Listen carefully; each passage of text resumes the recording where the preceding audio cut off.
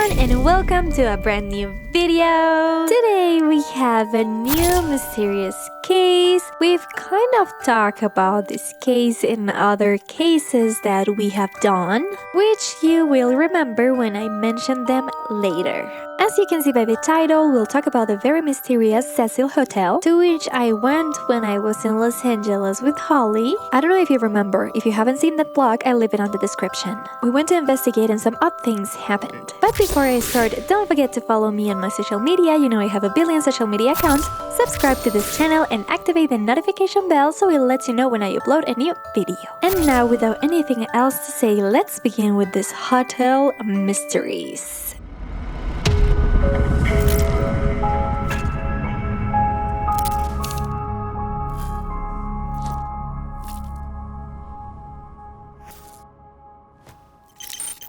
The mysterious case of the CECIL Hotel.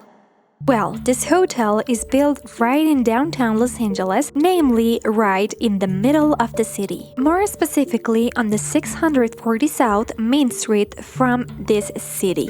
It was built on the 20s, and to be more precise, its construction started on 1924 under the supervision of William Banks Hanner, who was a businessman that specialized a lot on everything that had to do with hotels and tourism. Basically, his idea for building this hotel was to create a very welcoming place where people would like to go, and who also was targeted to business and rich executives who may be there for 1, 2, or 3 nights on a business trip to Los Angeles. Let's say that the hotel was beginning to be known as a luxury one. In one hand, because the complete project to build it cost more than $1 million. On the other hand, because it was one of the few hotels that back then had a truly luxurious lobby, with marble ornaments, some sculptures, tinted windows, very glamorous lamps, among many other things. Besides the reputation of the person who had built it, William was pristine. Let's say that he already had some other properties in the same city, which were also very known for its luxury and good looking. However, the hotel's reputation slowly declined, for many other hotels were built very close to that place. Also with many luxuries, with many renovations, more modern, which made the people like them a little more. So they were forced to lower a little the room's prices. This affected them somewhat, for they didn't attract the executives and people with large bank accounts anymore, but more average people who could afford a cheap room in Los Angeles. And that also started attracting people who were somewhat unstable and that truly looked for a cheap place to stay. However, this wasn't the only fact that led them, so to speak, to lose their reputation, but also the fact that back then the USA faced what was known as the Great Depression. So it not only affected the hotel's economy but the guests.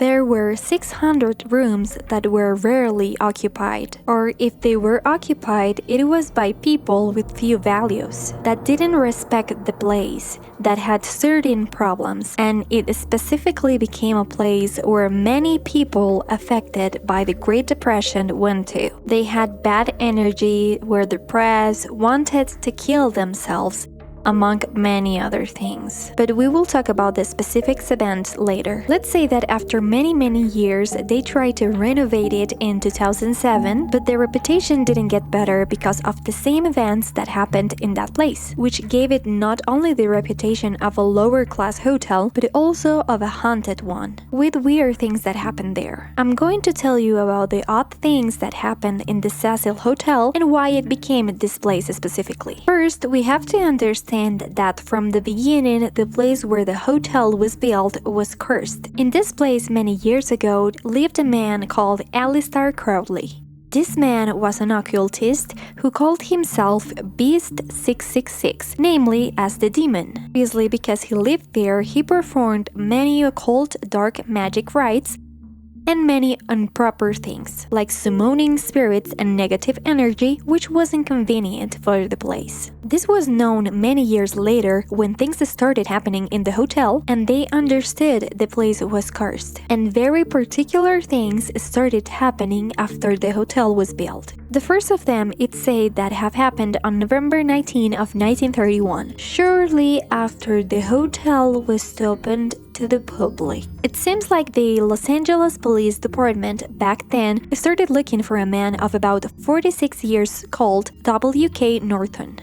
He was a man who was fleeing from the police for some crimes he had committed. The search ended because they never found him, and sometime later they realized that his last known movement was checking in that hotel. He obviously hadn't checked in that with his real name, but with a false one. On some days later, they found him dead in his room. He had taken some potion pills and had ended his life. Let's say that this was the first suicide case that happened within the premises, but from then on, there were many more. In March 1937, a new event happens within the hotel. It is said that a woman called Grace E. Magro fell from the 9th floor through one of the windows from that place, and it was never really known if it was accidental or if it was suicide. When the woman fell, let's say that she got tangled on the telephone cables that were outside. She was left hanging and alive, however, she was so hurt that she died. In January 1938, just 1 year after that, it is said that a firefighter called Roy Thompson, of 35 years of age, jumped from the highest floor of the hotel. It is unknown what happened, only that he had searched the place several weeks before, and that when he jumped from the highest floor, he didn't land on the street, on the floor, but on the building next door, which was where they found his body. Also in very strange circumstances and without any explanation. In September 1944, a woman called Dorothy Yean, of only 19 years of age, found out inside the hotel that she was pregnant. This happened because she went to the bathroom having a very strong stomach ache, and when she pushed, she expelled the baby. She thought that the baby was dead when she pushed it out, so she got very altered and threw him out of a window to the next door building too. The police found out about this sometime later. She was captured for homicide, however, she always pleaded innocent, and in the end, they let her go because there wasn't enough proof.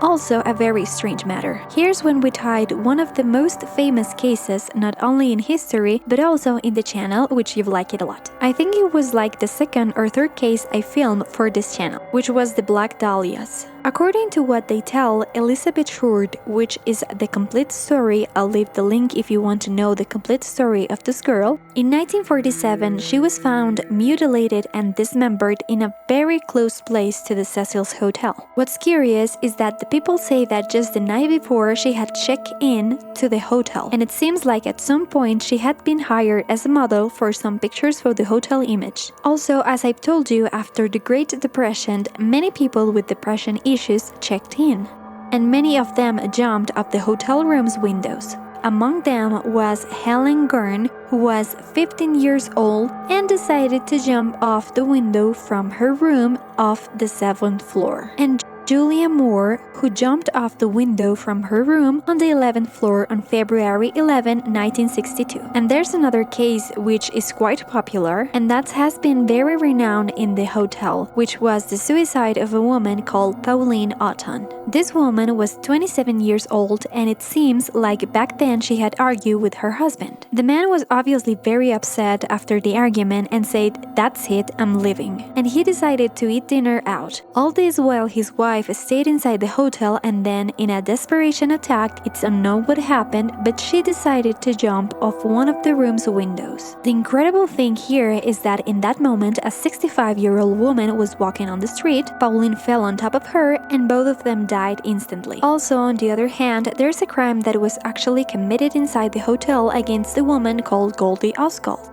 It seems that this woman was staying at the hotel and was known because firstly she was a telephone operator, and secondly because she liked to protect and feed several pigeons that live in the park. On June 4th, 1964, she was found strangled, raped, and stabbed in her hotel room. She was dead obviously, and the crime was never solved, and they never found a culprit for these cruel events. And here are two particular stories about people who almost lived in this hotel, and it's likely that most of the paranormal energy that's there comes from these two men. The first of them was Richard Ramirez. He was a serial killer that was known as the Night Stalker. It seems that he was a guest of the hotel for almost a year. paying $14 per night. Even before he was a guest there, he had committed many crimes throughout the USA, especially in Los Angeles, where he became a very feared man. It seems that from a very young age, this man was a satanist and a sadist. He didn't choose specific victims to murder, but he chose any kind of people, from men, women, children, adults, young adults, and he simply did it when he felt like it. He'll choose any victim that's what's on the street, and obviously the first thing he did was to sexually attack them and then murder them. During all these crimes he kept committing, he still lived at the hotel, although he never committed a crime inside the hotel, but he did it outside and then he went to sleep like nothing happened. The curious thing happened after he was captured. For one of the victims he tried to rape and murder didn't die. She was able to see how this man got away in a pickup truck and she saw the license plate. She called the police, reported him, and they captured him. That's how, in 1989, he was found guilty of 13 different charges, including murder, sexual assault, and thief. He was sentenced to death in the end.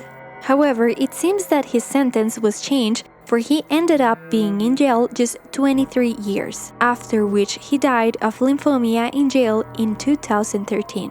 This is curious because it was precisely the year when Lisa Lam died, but we will talk about that later. On the other hand, the CECIL Hotel also became the home of another very renowned serial killer, called Jack Unterweger. It seems that this man migrated from Austria to Los Angeles in the 90s, and his idea was to get there and go to rehab, for he had already been in jail and served some sentences, so he supposedly wanted to go to Los Angeles and go to rehab there. However, it seemed that this man never got rehabilitated, and the only thing he did was go to the USA to keep committing his crimes. And it seems that he had quite an attraction for prostitutes, whom he killed with the same bra they wore with their underwear. It seems that they were around 3 murders that got tied to another 6 that had happened, and it was thought that the same person had committed them. This man fled to Miami, but nonetheless he left a very dark stain on the CECIL Hotel, for it seems that he murdered or tried to murder some of these women there. In the end, he was found guilty of a crime against a German woman, so he was arrested and sentenced to life in prison. However, it seems that the pressure was too much, and the same night he was sentenced to life in prison without the possibility of parole, he committed suicide in his own cell, and in a very particular way, for he used a ligature he had also used to kill many of his victims. It was like his way of leaving a mark in the crimes he had committed. And here we have the one that's known as for now as the last strange death of the CECIL Hotel, which is a case you probably know already. If you don't know about it, you can also find a link in the description, which was Lisa Lam's case. This young student that decided to go to Los Angeles on vacation, and in 2013 was found dead in one of the CECIL Hotel's rooftop water tanks. The last video is quite disturbing. We don't know what she was running from. No one can be seen, the elevator doesn't close either, so everything tied up with paranormal events, so it's possible that some evil entity was the one responsible for her murder. The thing that I told you before that was very curious to me was that Richard Ramirez died the exact same year, so maybe his entity, his bad energy, could have something to do with it. And as of now, that's one of the most important unsolved crimes in history. Nobody has discovered what happened. There are no theories, there are no suspects. There isn't proof that points at a suicide or a murder. Everything is just simply very strange. And the last paranormal event that has happened, which doesn't involve anyone dying or anything, was in 2014, when someone took a photo of the hotel and on one of the windows you can see what appears to be a specter. Given everything that happened on the hotel, it is no longer called CECIL Hotel, but Stay On Main, which is precisely the name of the street that is on. It has the same amount of rooms, but it seems that since the thing with Lisa Lam happened, a year later they started renovating it, and apparently it's still under renovations. It won't be open to the public until 2019, which is weird. For many many people believed that it was open to the public since before, including me, who ended up going to that hotel, but then we noticed it was closed and we were told to go. I'll leave you the link of the video in the description. In 2014, Richard Bourne, a hotelier from Los Angeles and New York City, bought the hotel for $30 million, and he said that he plans to renovate absolutely everything inside the hotel, except for the lobby. The rooms, the pools, he wanted to modernize it, to create a new gym, luncheon rooms, and well, many other things. And it's supposed to be open to the public again in 2019. Besides, in 2017, the Los Angeles Municipal Council voted for this place to be preserved as a historical and cultural monument. Therefore, there's no many things that can be done to it. They can't demolish it or change it outside the structure. But I don't know what you think about the CECIL Hotel. In my opinion, of someone who has been there already, I truly feel it's a very rough place. It has a very strange energy, and it surely has many things that have happened there. I mean, all this I told you about happened there. So it's very curious that there had been many suicides there, and everything from the first moment it existed. I think it's all because of the land being cursed from before they built it, but I don't know what you may think. Do you think everything's related to the paranormal, or do you simply believe it's gossip from a lot of people? But anyway, I leave this video about the CECIL Hotel here. I hope many of your questions were solved and that you like it a lot. If so, don't forget to leave a like, a thumbs up, comment, and leave suggestions about what other videos you'd like me to film. Follow me on all my social media. You know I have a billion social media accounts, and the most important thing is to subscribe to this channel and activate the notification bell so it lets you know when I upload a new video. Well, that's it. Thank you so much for watching me. Don't forget to follow your dreams, and I'll see you on the next one. Bye!